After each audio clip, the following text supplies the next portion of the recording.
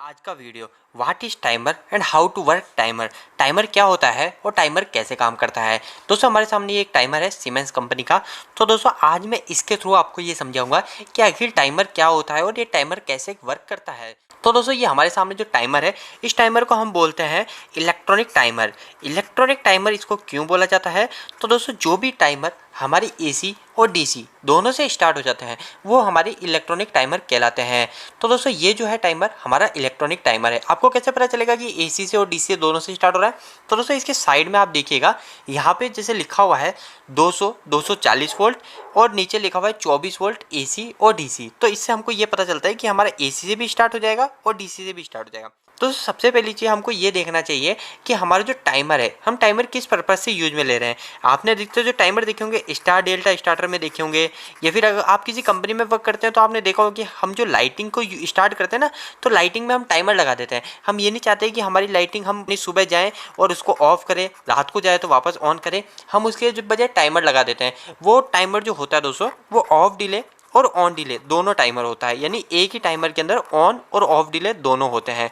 पर ये जो टाइमर है ये ओनली ऑन डिले टाइमर है। ये आपको कैसे पता चलेगा कि ये जो टाइमर है ये ऑफ डिले ऑन डिले दोनों है या नहीं?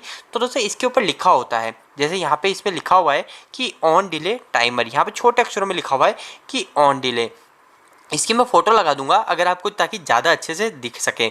दोस्तों आपको एक और चीज़ मैं ये बताऊं कि अगर आपको कोई भी इक्विपमेंट है आपके पास, तो दोस्तों आप क्या उसको 2 मिनट के लिए स्टडी किया कीजिए।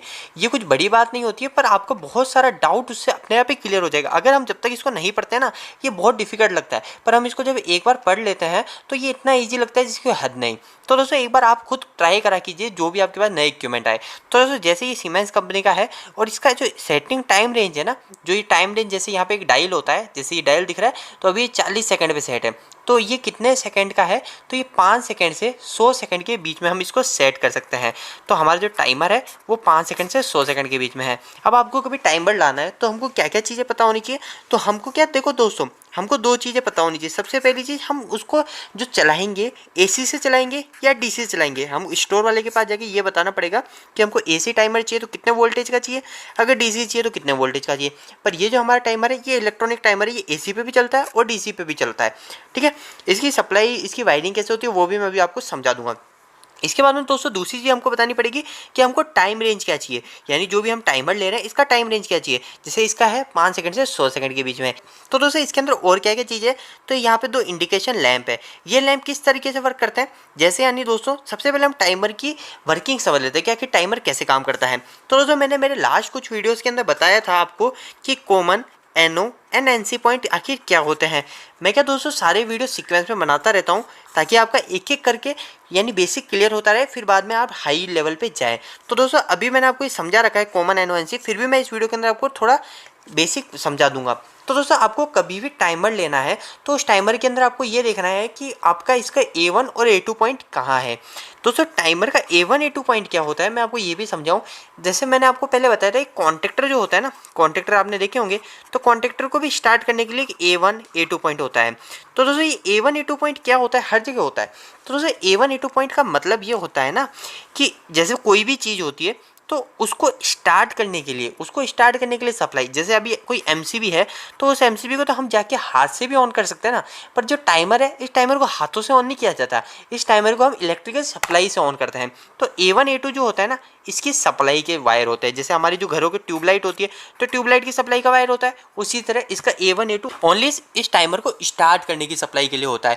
तो दोस्तों अभी आपको यहाँ पे देखना है कि इसके अंदर A1 एंड A2 पॉइंट कहाँ पर है। तो इसमें ऊपर ही ऊपर आपको दिख रहा है एक A1 लिखा हुआ है और इसके आगे लिखा हुआ है A3, क्योंकि अभी मैंने आपको जैसे बताया था कि जो हमारा टाइमर है ये टाइमर हमारा एसी पे भी चलता है और डीसी पे भी चलता है। तो इसके A1 जो है, A1 पे यहाँ पे लिखा हुआ है 200 से 240 वोल्ट एसी। जैसे मैं आपको यहाँ पे लिख के भी बता देता हूँ ताकि आपको अच्छे समझ आए। तो यहाँ पे लिखा हुआ है 200 वोल्ट से 240 वोल्ट एसी। ठीक है, A1 पे ऐसा लिखा हुआ है। तो मतलब दोस्तों A1 के अंदर हम फेस वायर देंगे जो कि होगा 200 से 240 के वोल्ट के बीच में। इसके आगे दोस्तों लिखा हुआ है A3 के अंदर लिखा हुआ है दोस्तों 24 वोल्ट एसी और डीसी। तो इसके अंदर दोस्तों मैं 24 वोल्ट एसी भी दे सकता हूँ और डीसी भी दे सकता हूँ। इसके आगे दोस्तों लिखा हुआ है कॉमन पॉइंट, ये मैं आपको आगे बताऊंगा। इसके अलावा दोस्तों आपको ये चीज़ मैंने आप बता रखी है कि कोई भी चीज़ को स्टार्ट करने के लिए हमको उसके अंदर 2 चीज़ जोड़नी पड़ेगी, एक तो फेस और एक न्यूट्रल। अगर वो डीसी है तो उसके अंदर पॉजिटिव भी जोड़ना पड़ेगा और नेगेटिव भी जोड़ना पड़ेगा। तो अभी तो हमने पॉजिटिव पॉजिटिव या फेस की बात करी। जैसे अभी A1 के अंदर अगर आपके पास AC सप्लाई है जो कि 200 वोल्ट है, तो आप उसका फेस जो है A1 के अंदर डाल दोगे। और अगर आपके पास डीसी सप्लाई है तो डीसी सप्लाई के अंदर अगर आपके पास में 24 वोल्ट डीसी है तो आप पॉजिटिव जो वायर है वो आप इसमें A3 में जोड़ दोगे, पर नेगेटिव कहाँ जोड़ दोगे? तो उसके लिए दोस्तों एक और सप्लाई है A2। तो A2 दोनों के लिए कॉमन है, आप कोई सा भी यानी नेगेटिव हो या फिर न्यूट्रल हो, दोनों आप A2 के अंदर जोड़ सकते हो। इसके बाद में दोस्तों इसके 3 पॉइंट और बचे, एक कॉमन, एक NO, एक NC। ये बहुत ही इंपॉर्टेंट चीज़ है टाइमर के अंदर। इसके ऊपर दोस्तों मैंने पहले भी वीडियो बना रखा है कि कॉमन NO NC पॉइंट कैसे काम करता है। वो बहुत ही डीपली वीडियो है, अगर आपको बिल्कुल बेसिक देखना है तो आप उस वीडियो के अंदर देख सकते हो। तो आपको इस वीडियो के एंड में मैं सजेशन में डाल दूंगा या फिर आपको डिस्क्रिप्शन में लिंक मिल जाएगा। तो दोस्तों ये जो टाइमर है इसके अंदर देखो दोस्तों, अब मैं आपको यहाँ पे बना देता हूँ एक A1, एक A2, एक कॉमन, ठीक है। इसके बाद में दोस्तों नीचे जो है एक NC कॉन्टैक्ट है, इसके बाद में एक NO कॉन्टैक्ट है और उसके बाद में एक A2 कॉन्टैक्ट है, ठीक है। अब मैंने जैसे आपको बताया था कि ये टाइमर हमारा AC से भी चलता है और DC से भी चलता है। तो अगर मेरे पास AC सप्लाई है तो मैं इस A1 के अंदर जोड़ दूंगा फेस और मैं न्यूट्रल जोड़ दूंगा A2 के अंदर। अगर मेरे पास DC सप्लाई है तो मैं DC 24 वोल्ट इसके अंदर दे दूंगा और मेरा DC का नेगेटिव जो होगा वो मैं इसके अंदर जोड़ दूंगा, तो मेरा टाइमर स्टार्ट हो जाएगा। अब टाइमर वर्क क्या करेगा वो बहुत सिंपल है। जैसे ये टाइमर ऑन डिले टाइमर है, अगर on delay of delay timer क्या होता है, क्या वर्किंग है, अगर आपको इसके ऊपर भी डीपली वीडियो चाहिए तो आप मुझे नीचे कमेंट बॉक्स में कमेंट करके बताएं। उसके ऊपर सिर्फ उस वीडियो के अंदर मैं सिर्फ यही बात करूंगा कि on delay end of delay आखिर वर्क कैसे करता है और इसका कहाँ कहाँ उपयोग है। तो दोस्तों आपको मुझे कमेंट बॉक्स में कमेंट करके जरूर बताया कीजिए कि इलेक्ट्रिकल की वीडियोस आपको किस टॉपिक पे चाहिए, ताकि मैं आगे भी वीडियोस बनाता रहूं। अब जैसे मैं इसके अंदर क्या करता हूं, जैसे मैं ये ऑन डिले टाइमर है ना, तो मैं किसी भी चीज़ को स्टार्ट करने के लिए यानी कुछ समय के लिए, जैसे मैं कोई भी चीज़ है, जैसे मेरी ये मोटर है, ठीक है, ये मेरी मोटर है, तो मैं इस मोटर को हैंड टू हैंड स्टार्ट नहीं करना चाहता। मैं चाहता हूँ कि जो मेरी मोटर है, ये मेरी मोटर मैं बटन दबाऊँ उसके 10 सेकेंड बाद स्टार्ट हो। तो मेरे को क्या करना पड़ेगा, एक 10 सेकेंड पे टाइमर सेट करना पड़ेगा। अब ये कैसे सेट होगा दोस्तों, एक फेस वायर मैंने A1 के अंदर दे दिया और एक न्यूट्रल वायर मैंने, हम 220 की बात कर रहे हैं अभी, ओनली एक 220 वोल्टेज पे। तो मैं क्या करूँगा, 220 वोल्टेज का फेज जो है वो मैं A1 के अंदर दे दूंगा और न्यूट्रल डायरेक्ट दे दूंगा। और दोस्तों मेरा क्या होगा, जो मेरा जो मोटर का जो कॉन्टैक्टर है, उस कॉन्टैक्टर की जो सप्लाई है मैं इस कॉमन में दे दूंगा, ठीक है। इस कॉमन में मैंने सप्लाई दे दी, तो अब क्या होगा दोस्तों, मेरा जो फेस वायर है वो मेरा NC से कंटिन्यू निकलता रहेगा। कब तक निकलता रहेगा, ये जितने मैंने इसको डायल पे सेट कर रखा है, जैसे अभी 40 सेकंड पे डायल सेट कर रखा है, तो मतलब 40 सेकंड तक मेरा फेस NC से निकलता रहेगा। अगर मैं इसको कम कर दूंगा तो मेरा 5 सेकंड 10 सेकंड, तो मैं इसको 10 सेकंड पे कर देता हूँ। तो मैंने अभी ये कर दिया इसको 10 सेकंड पे सेट।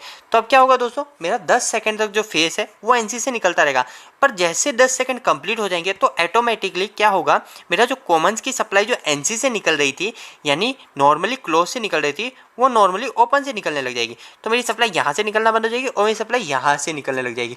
तो मेरा 10 सेकंड के बाद फेस यहाँ से निकलने लग जाएगा। तो मैं इससे कुछ भी चीज़ को ऑपरेट करा सकता हूँ। तो ये ऑन डिले टाइमर हो गया ना, कि यानी 10 सेकंड तक कोई भी चीज़ स्टार्ट हुई, 10 सेकंड बाद मेरी यहाँ पे सप्लाई मिली और मैं इससे लाइट भी ऑन कर सकता हूँ, कॉन्टैक्टर भी ऑन कर सकता हूँ, किसी भी चीज़ को ऑन कर सकता हूँ। आई होप कि आपको टाइमर के बारे में कुछ समझ आया होगा। अगर आपको on delay of delay timer के ऊपर भी वीडियो चाहिए तो आप मुझे नीचे कमेंट बॉक्स में कमेंट करके जरूर बताइए। प्रैक्टिकल वीडियोस अगर आपकी डिमांड है तो भी आप मुझे कमेंट बॉक्स में कमेंट करके बताइए, मैं इसके ऊपर प्रैक्टिकल वीडियो भी बनाऊंगा। दोस्तों यह वीडियो कैसा लगा, इस वीडियो को लाइक करके जरूर बताना।